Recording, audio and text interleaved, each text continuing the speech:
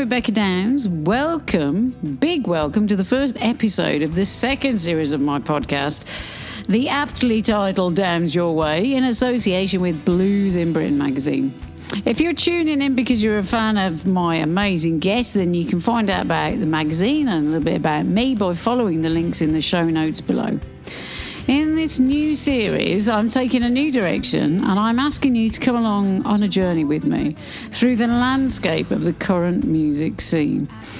We've all probably heard quite enough of the pandemic, but we can't ignore the profound effects it's had on our industry, which in itself was already in a bit of a state of flux. I want to look at the challenges and opportunities facing musicians at this time, the stresses it places on them, and the things that they do to cope. Following some research I did earlier this year, I'm especially interested in the role pets play in sustaining musicians' mental health. As you all know, I've got a great dog called Ralphie. In this first episode, I talked to the pretty amazing and brilliant singer-songwriter Luke Morley, guitarist, chief songwriter and producer from the incredible band Thunder.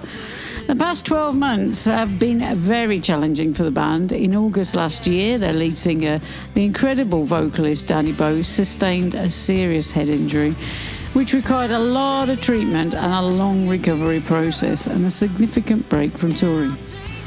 Out of every challenge comes an opportunity, and the hiatus for Thunder gave Luke the time to release his latest solo album, Songs from the Blue Room. Here's Luke talking about that and a whole lot more besides.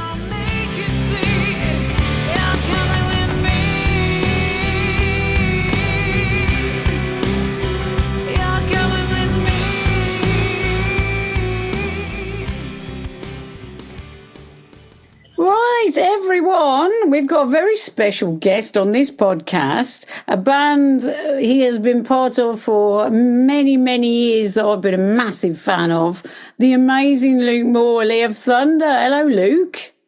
Hello, how are you? I'm all right. It's lovely to chat to you. Absolutely, lovely to be here. So we've got, at the moment, after the whole COVID thing, things getting back on their feet, and you have released a new solo album. So over COVID, then that was what this is the what came out of COVID for you, that sort of being locked away. Yeah, I mean, I think obviously it's difficult. It's a difficult time for all of us musicians in that gigging was out of the question. So. You tend to for me anyway, I write a lot anyway. I spend most of the spare time I have writing, but usually that's interspersed with all the other stuff that you do when you're a musician. But on this particular occasion, there wasn't any of that, so all I could do was write. And out of that period came, most of this new solo album and Dopamine, the last Thunder album. So it was both were going on at the same time. And I'm fortunate to have a little studio in my house, which enables me to kind of work whenever I want. And obviously COVID necessitated that there weren't any collaborators. There was nobody to work with because you weren't allowed to see anybody. So, apart from me making an album with my cats or my wife, it wasn't, I wasn't going to collaborate with anybody else. So, so there we go. And sometimes necessity is the mother of invention, as we know. It certainly is. I mean, you mentioned your cats there as well, because I've got a little dog called Ralph, and I love pretty much all animals. I'm sort of there's also something. Ralph's going to appear in Dogs Today, magazine. He's getting a bit famous, is my Ralph. But I find him and any animal, to be honest, if we're going to go down this, especially during COVID when everything was so terrible, especially for musicians and a lot of others, that they're kind of like a touchstone, aren't they, to keep you on track? I mean, how does that work with you? Do they sort of sort your head out when you're trying to write songs when everything's maybe a bit muddy, a bit sort of cloudy with COVID and all that sort of thing? Well, I think if you, I think if you're somebody who doesn't have children, and I don't, so our cats are, I guess, I sort of substitute children in a weird sort of way, and as a result, they get spoiled rotten. And they do dictate our life. We happen to live in their house, And that's But you're their servant, so precisely, yeah. So that's kind of how it is. But it's great. No, and I think the most important thing for me about animals is that if you live with them, they make you a better person, because you have to look after them. They can't speak up for themselves, so you have no choice. It's the deal is set in stone, and you have to look after them. And in doing that, I think it does make you a better human being. And like I said, for those of us who don't have kids, it gives us a little bit of adult responsibility. Not too much, just a little bit, I mean, I'm the same. I don't have kids. I've got a godson who rinses me of money whenever he can. But my dog, I mean, Ralph he is my child, yeah, and that's just the way it is.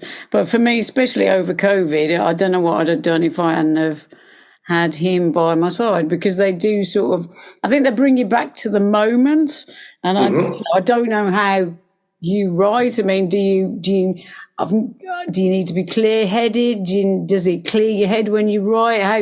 How did this album sort of get written in COVID, like from that sort of perspective? Well, I don't really have a kind of set with it. I'm very disciplined.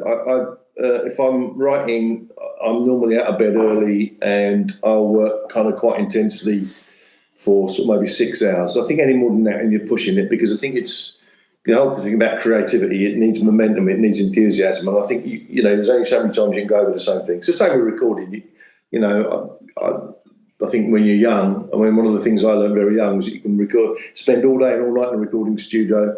And if you do that, the last sort of bit of what you do is normally rubbish, and you could have done it better the next day anyway. So that's experience, I suppose. I'm quite disciplined. I have a kind of, most things are on my phone, actually. So if I get an idea for a melody, or if I'll sort of, into the phone, and I've got another page in the phone, which is lyrical notes. So if I'm watching a film and I hear an interesting phrase or an interesting expression, or maybe read something in the newspaper or online, I think, that's an interesting thing. I'll make a note of that. And something that kind of sparks your creativity, you've got to be open to that. And I think it's a certain, for me, it's a certain headspace. If I haven't written for a while, I find it takes me a week or two to get back into to work those muscles in the brain that do that. And I have that week of agony, go, I've lost it, I can't do it anymore, and then eventually it comes. And sometimes the first thing you write, if you've not written for a while, is absolutely awful. But it's like clearing the tubes. It's like kind of right now I'm in the groove now. When I am writing, I'm pretty dull to be around. To be fair, I get very kind of obsessive and find myself getting out of bed at 3 a.m. and going, I've got it, and sneaking downstairs and putting headphones on and working. So for me, it's a very immersive thing. I can't half do it. I mean, I understand how people, it's like, obviously I've co-written with other people over the years, and you do that thing where you go there and you go, you have a set amount of time and you write. And that's a kind of good way, good discipline. But I think if I'm writing for something I'm doing, whether it's Thunder or it's my album or whatever it is, then I'm completely gone. I'm in there, and I'm very dull to be around.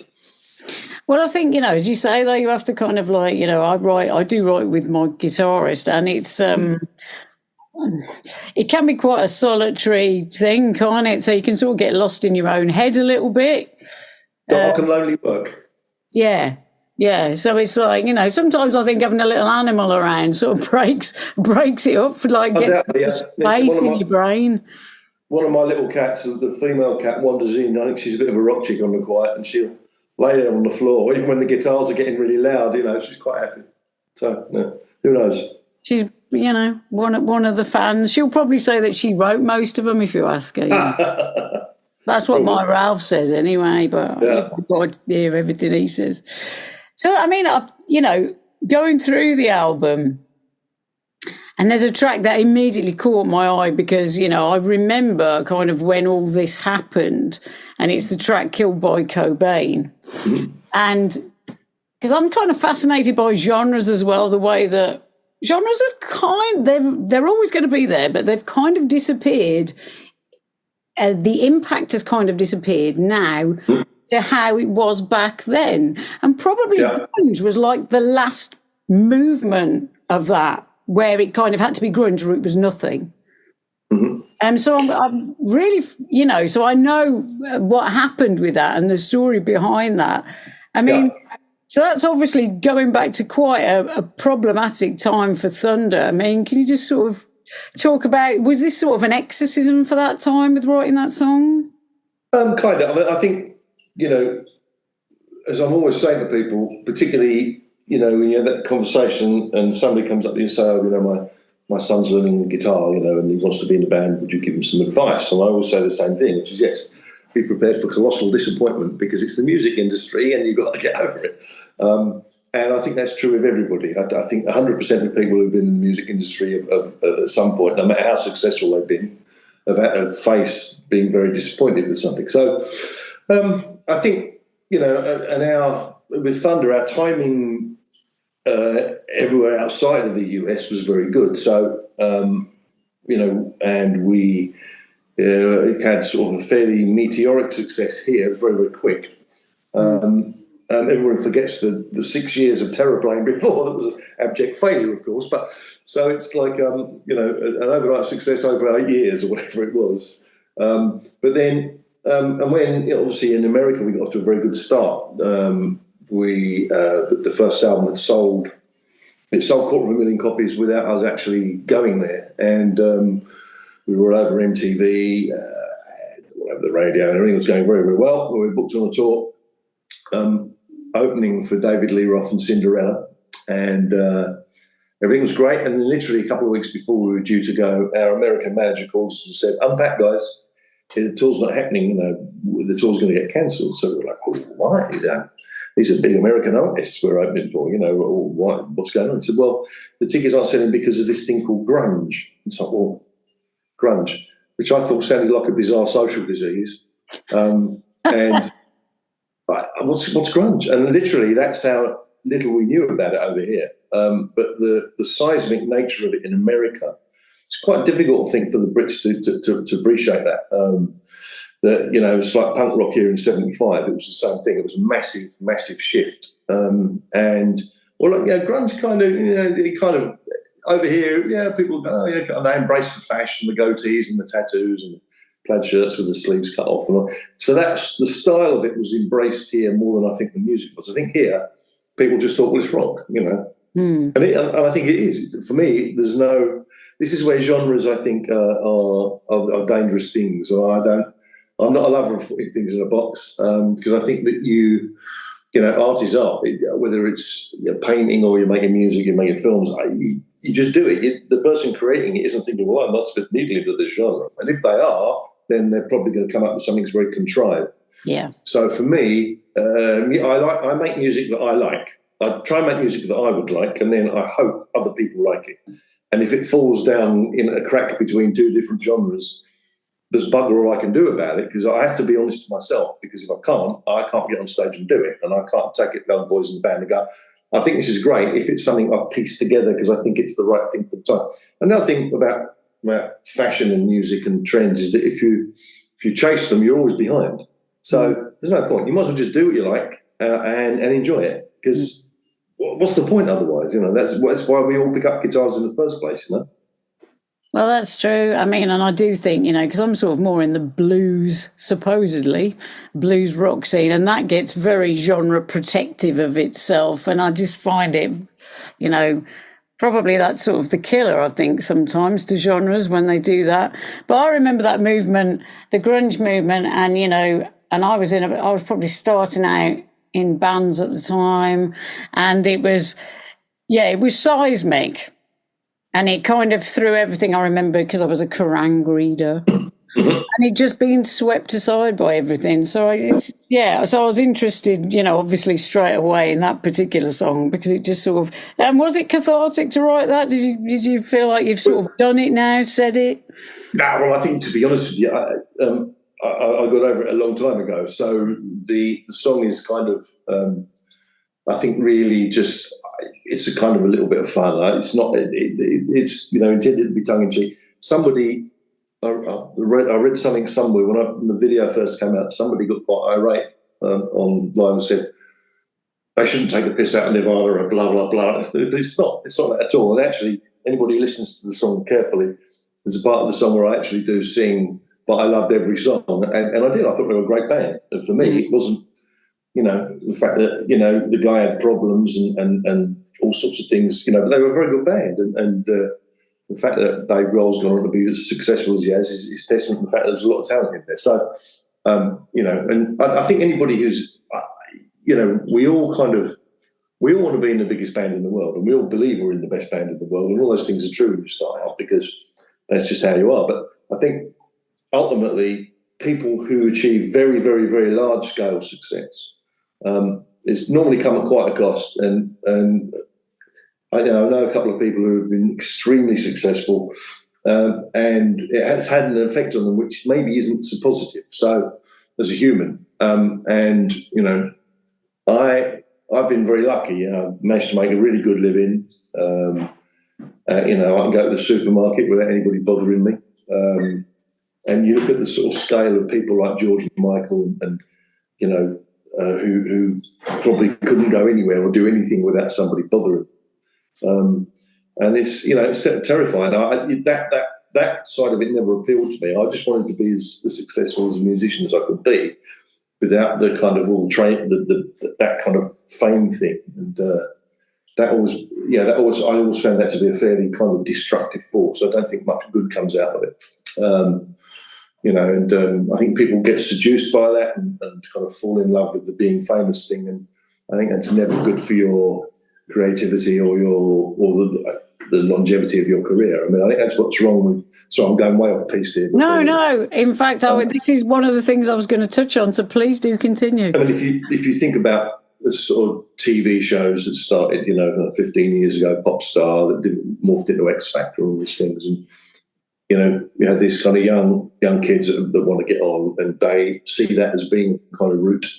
And you can't blame people for being ambitious and wanting to get on, but of all of those acts that have come through that, there's very, very few that have gone on to actually make a substantial career. I mean, there's a few exceptions like Harry Styles, but there's not too many. There's a lot more that have been washed down the plug hole of eternity. Yeah. It's a good name for a song.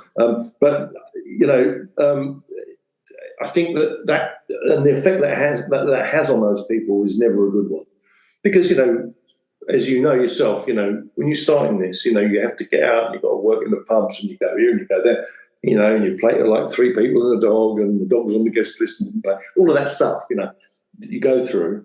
And it's character building. It toughens you up for the kind of main course when it arrives, if you're lucky enough to get to that level. These kids literally out of a little suburban home somewhere, bang, the next thing they're on national television for like 6 weeks. And they've been wined and dined and taken to the most fabulous places. And they buy into the whole dream, and that's very dangerous. And like I said, it takes a certain kind of individual, I think, to deal with success, even if you're prepared for it. And very few are. No, I agree, because I teach on a degree course as well, and a music degree course, and so you see, kids coming through. I call them kids, not adults, but to me they're kids. Young people. They're kids. And I had one vocalist the other week sort of, say to me, well, to be honest, I just want to be famous. And I said, well, I don't know what you're doing here. Why don't you just cement your head in a microwave like there was a bloke from Wolverhampton where I come from, cemented his head in a microwave, got quite famous for a bit, go into that. It's far easier and a lot cheaper. Yeah. I kind of had a bit of an argument, and I think might have got back on track. But I personally think those reality shows are the devil, and I'd happily ban all of them straight away. But, it's one of those things. I think society is just... Yeah, I don't think also the other thing that's worth saying about those shows is I don't think they contribute anything to the music industry, because they've got nothing to do with music. It's good television. It's a good prime time, kind of... cannon fodder television. It doesn't actually contribute anything to the industry or the health of the industry. And also the other thing I can't stand about it is the way it bombards the screen with statistics about the music. So statistics become, like Boyzone, sold more records than the Beatles. It's like, what kind of statistic is that? I mean, so, it's just I think those shows were not good for the health of music. And, but, Simon Cowell, I mean, this is, before he did that, this was a guy that, was he behind Mr. Blobby? I don't know. But yeah, and he tried to be a singer at one point. Oh my Christ! Yeah, I mean, I think it's I could moan about this for hours, but I don't want to bore people.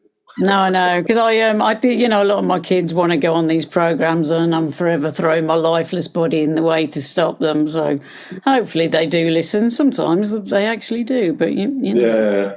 and not a lot of the time. So, kind of, what's the main differences about? Because you're the singer on this album. What you're not passing it over to another singer, which is kind of a completely different kettle of fish.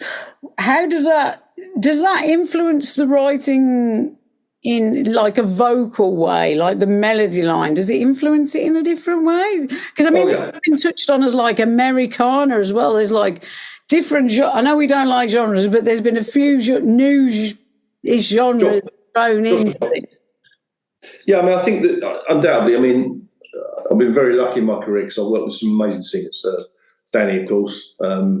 Peter Shoulder in the Union is a terrific singer. Worked with Robert Palmer for a little while.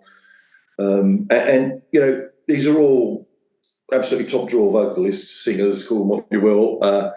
I think so. For me, singing has never been something I ever really had to worry about too much because there's always somebody else that did it way better than I did. So I just sort of left it there. But in the process of writing songs, you have to communicate vocally where you're going with it. And obviously over the years with Thunder's evolved into this thing whereby me as the writer, I have a studio at home, so I'll record all the songs, demo them, it's a drum machine, but I'll play all the guitars, basses, a bit of the keyboards and sing them. Which sometimes with hilarious results because obviously Danny's a very kind of pure tenor and I'm way, way lower than that. I'm much more in a baritone sort of area. So it's been quite funny some of the time. But what it's done, inadvertently, I've become a much better singer by trying to do that. It's very strange. And I've always listened very carefully to singers, even since I was a kid. The first time I heard Robert Plant, I can still remember it. And Zeppelin 1, first time I heard Zeppelin 1, it was like, how can anybody do that? And so I've always been fascinated with what vocals are doing, how they relate to the song, the meter, the key, the twists and the turns. And I always looked upon, for me, the voice is like the most important instrument in the band. If it's not instrumental music, as a singer, what the voice is doing is the most important thing. So everything needs to kind of complement that. And that's always been my approach to writing. So, the top line of the song, it needs to move in a way which kind of is sympathetic to music, but it pulls you in, draws your attention, makes it kind of compelling, like you want to listen on with it. And so being in a position where with this album, where I demoed a couple of songs started off as demos that I put to one side because it was when I was writing the Thunder album. I thought, well, they don't really sit for me with Thunder. It's not, can't really see that. And then I went back to writing the Thunder album, got that finished, and then of course we found ourselves in lockdown. It's like, what can I do with this? And I just started developing. Maybe it's something here. And then my wife said to me, "They sound quite good with you singing." So then I started sort of thinking about that, and then I started thinking about it. Well, why not? Let's have a go. So there you go. And I found it's an interesting challenge to do it, and I quite enjoyed it in the end. So like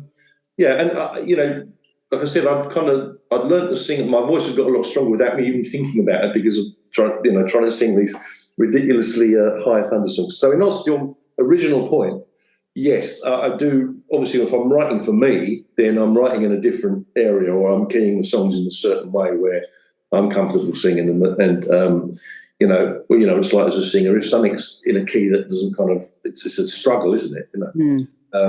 And so so that kind of makes a whole kind of thing. I mean, with Thunder, because Danny sings in the range he sings. I mean, he can sing anything. He can sing way lower as well, a baritone range if he wants to. But the area where he sounds, that real tenor area where he sounds great.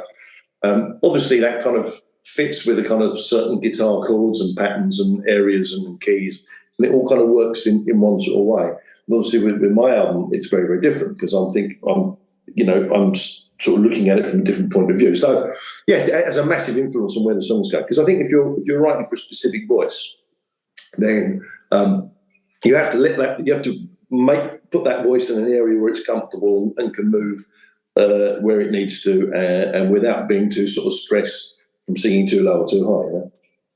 Yeah, absolutely. And that, when you said, you've always says, gotten better over you've done it. I mean, there's so many things that work there as a vocal coach. You've got your PTP, your sort of phonation threshold point, which is basically you're just having to use far less air to produce the same sound, because that's how your body's adjusting. Your larynx is getting more flexible. There's so many things going on. The vocal cords are moving 250 times a second. It's an unbelievable monster, the voice. It's just crazy, the way that you can manipulate it and change it. So, I mean, genre-wise, Americana-tinged songs, by classic rock. Do you think this is a direction you're gonna stay in, maybe as a solo, or it's just what happens when it happens? Yeah, I think to be honest with you, it's not something that I try not to think about what I'm doing too hard. Because I think analysis is self-analysis is a very dangerous thing. So I just tend to kind of, if I'm writing, I just tend to write, and whatever happens, happens. And it takes me where it takes me. So I try not to kind of put any kind of constraints on the creativity before I've started, because I think, like I said, if you do that, then there's always that risk you're going to kind of maybe come up with an idea that isn't what you usually do, but because it doesn't fit into your maybe what the perception of you by other people is, you might put it to one side and think, well, that's not really what I do. I sort of rail against that all the time. I mean, I think the thing is with Thunder, I mean, we as a band and as people, we're not, particularly myself and Danny, have got quite eclectic taste. Both of us love soul music and all sorts of different things. And I think I always wanted Thunder to be obviously a rock band, but that kind of acknowledged all of those different things that we listen to as well. And, because that keeps it interesting for me. I mean, much as I respect AC/DC or who are fantastic, or Status Quo, there's a lot of repetition in the, and it's a very kind of tight musical path that they walk, which works for them and fantastic. But I couldn't ever do that. If it's like, well, I want to put a banjo or an accordion on that, and if that feels right, then we'll just go ahead and do it, because sod it, and sometimes other people have a problem with that. It's very funny. Sometimes people get very purist about things. I got sent a review actually today on my album, which is very funny, and it's for a website. I won't name it, but it's obsessed with where the album fits in. It doesn't quite fit in this particular genre. It's not quite Americana because it's got this. But however, it's got some Americana moments, and you just think, this is the fucking song. Shut up, It's So it does. Once again, I've gone way off the point. What were we talking about before? But it's like it is that though. It's like, why do people get so obsessed with that? I just don't know. And I was really chuffed with this album because it didn't do that, which I can't stand when an album is just straight ahead the same thing all the way through. I don't want it to jump around from heavy growling metal to swing, but I want it to move.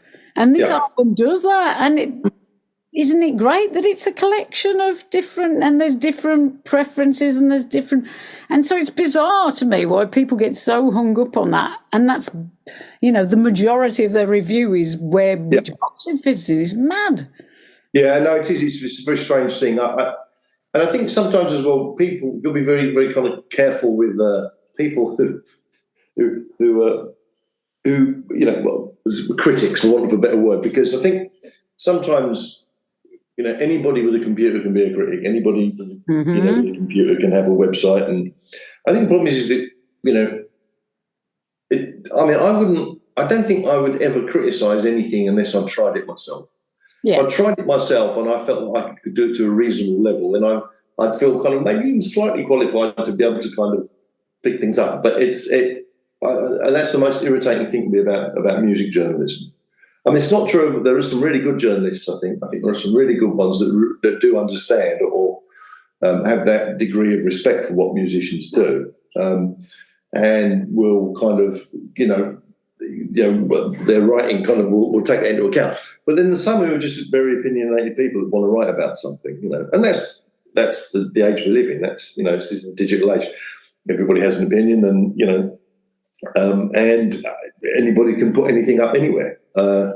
So I tend not to worry too much about that, because once again, I think all of the things that it's like we were talking earlier about genres, and I think if you confine yourself as a creative person, it's a dangerous thing to do.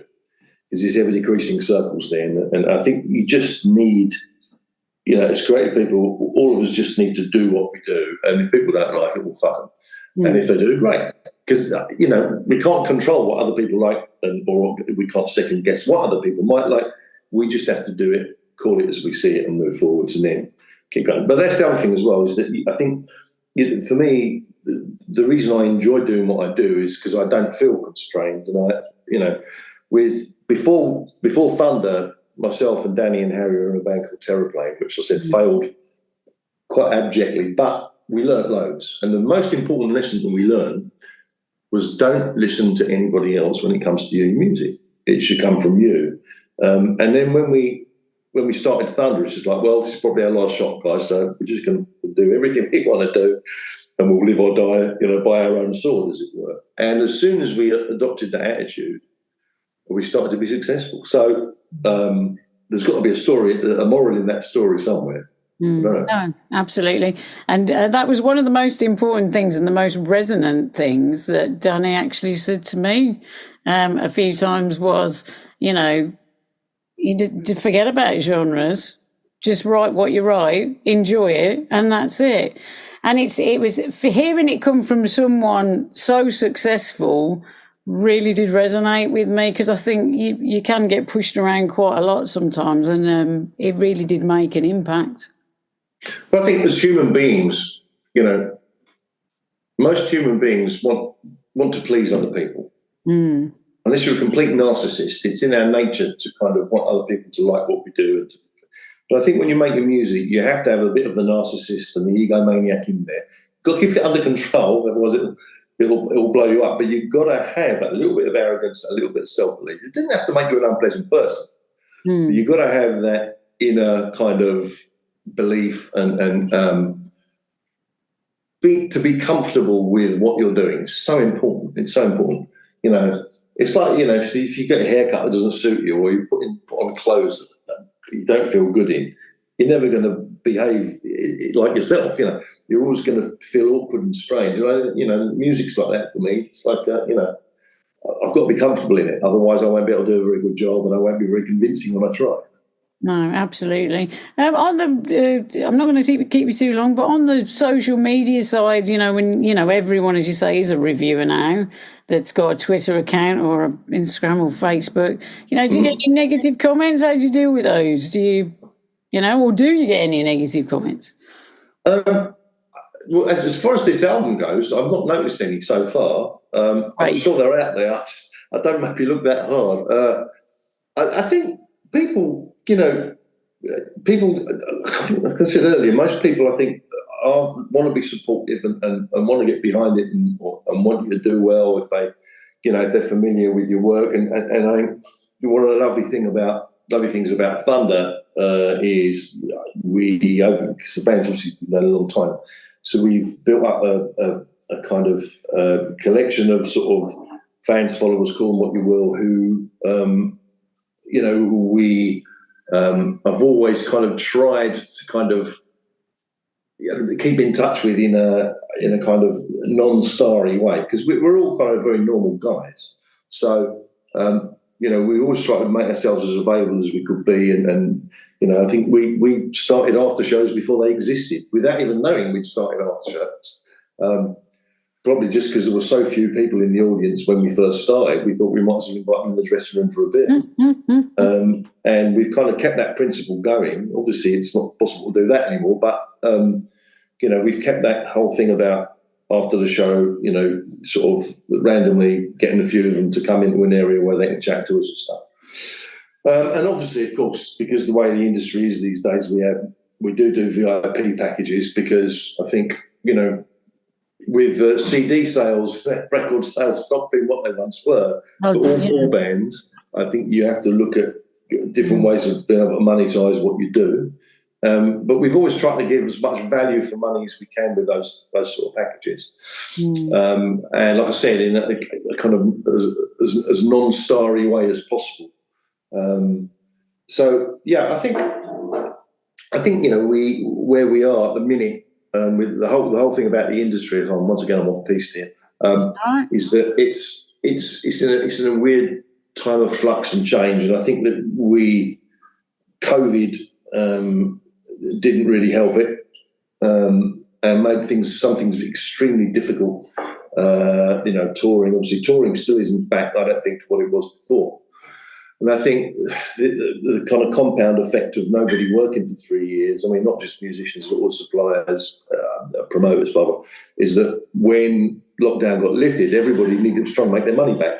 So prices went up, everything, whether it was like van hire, PA hire, crew, promoters, tickets, everything got kind of out of hand. And I think now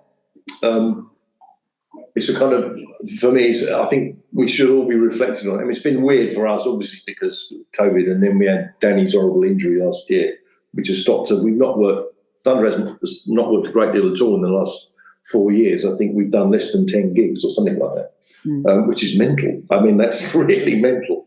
But, sometimes circumstances can conspire against you.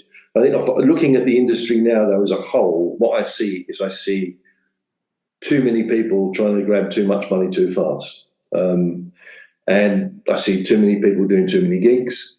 And that's shooting themselves in the foot, because I think you go out there and you play too often, people are going to take you for granted. They're not going to come along as often. So it's like, you take the bucket of the well too many times, the well's dry. And I think this to me what I'm talking about here is just common sense, I think. But some artists don't see they need to work and get out there. Sometimes overrules their common sense. So I don't think I think it's something that you've got to be very careful with. And always, whenever you step out there, it should always be when you've got something new or when you've got something additional or something exciting going on. Don't just keep kind of going around in circles, because the circles will decrease. And that's counterintuitive, because in most jobs, the harder you work, the more money you earn. But that's not true in music. In music, you've got to be a bit more clever about it, and never oversaturate yourself, and don't decrease the demand.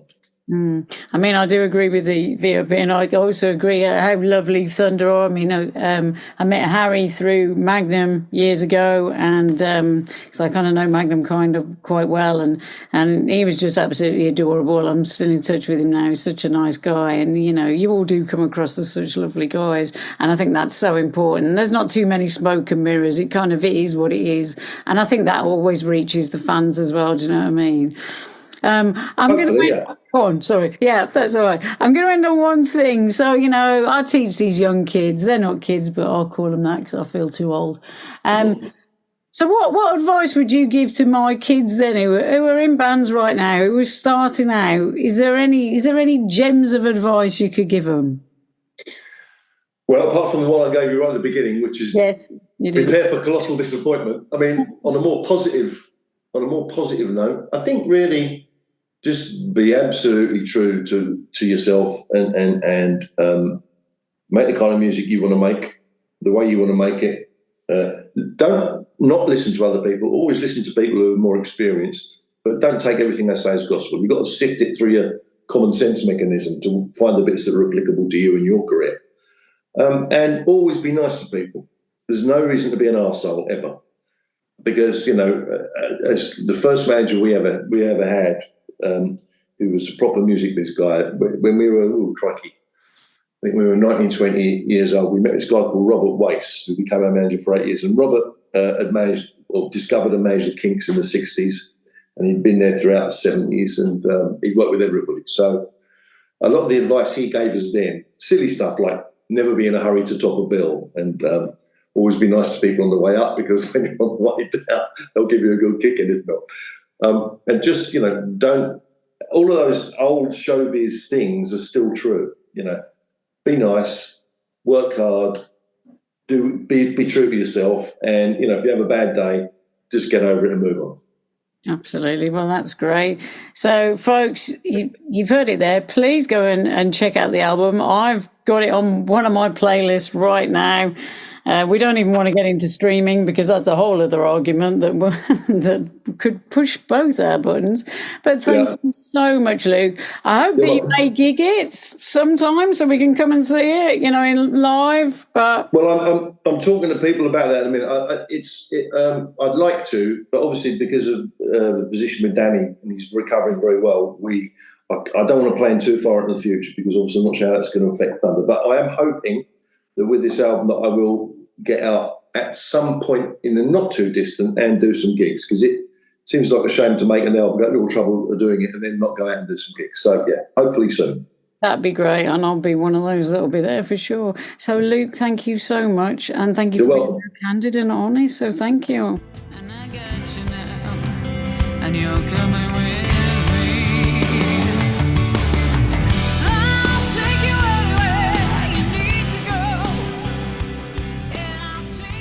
Thank you so very much for listening to the first episode of Series 2 of Downs Your Way in association with Blues in Britain.